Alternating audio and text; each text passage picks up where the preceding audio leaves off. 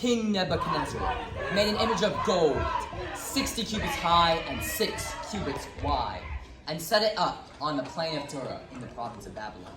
He then summoned the satraps, prefects, governors, advisors, treasurers, judges, magistrates, and all the other provincial officials to come to the dedication of the image he had set up.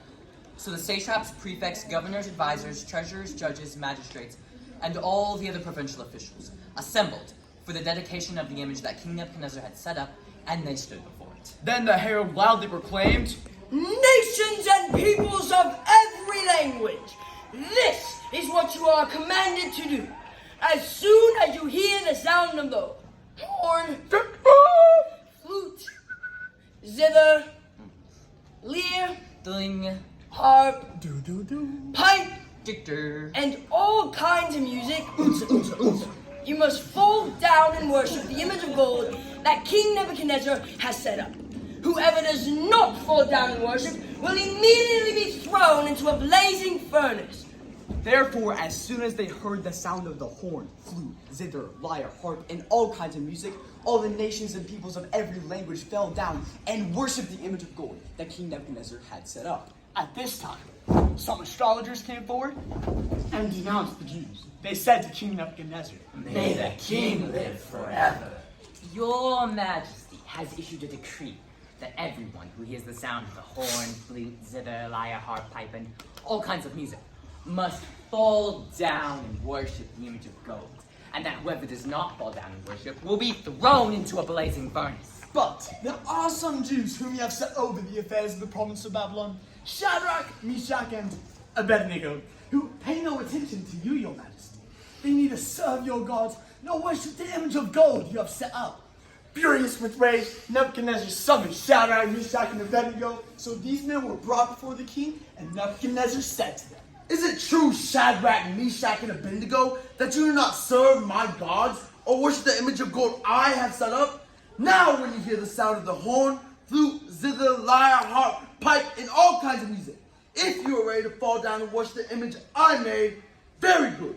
But if you do not fall down and worship it, you will be thrown immediately into a blazing furnace. Then what God will be able to rescue you from my hand?" Shadrach, Meshach, and Abednego replied to him, "King Nebuchadnezzar, we do not need to defend ourselves before you in this matter. "If we are thrown into the blazing furnace, the God we serve is able to deliver us from it, and he will deliver us from your majesty's hand." But even if he does not, we want you to know, your majesty, that we will not serve your gods or worship the image of gold you have set up." Then Nebuchadnezzar was furious with Shadrach, Meshach, and Abednego, and his attitude toward them changed. He ordered the furnace heated 7 times hotter than usual, and commanded some of the strongest soldiers in his army to tie up Shadrach, Meshach, and Abednego and throw them into the blazing furnace. The king's command was so urgent and the furnace so hot that the flames of the fire killed the soldiers who took up Shadrach, Meshach, and Abednego. And these 3 men, firmly tied, fell into the blazing furnace. Then King Nebuchadnezzar leaped to his feet in amazement and asked his advisors, "Weren't there 3 men that we tied up and threw into the fire?" They replied, "Certainly, your Majesty." he said, "Look, I see 4 men walking around the fire, unbound and unharmed. And the 4th looks like a son of the gods."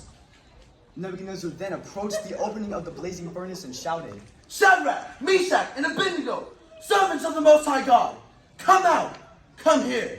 So Shadrach, Meshach, and Abednego came out of the fire, and the satraps, prefects, governors, and royal advisors crowded around them. They saw that the fire had not harmed their bodies, nor was the hair of their head singed. Their robes were not scorched, and there was no smell of fire on them. Then Nebuchadnezzar said, "Praise be to the God of Shadrach, Meshach, and Abednego, who sent his angel and rescued his servants.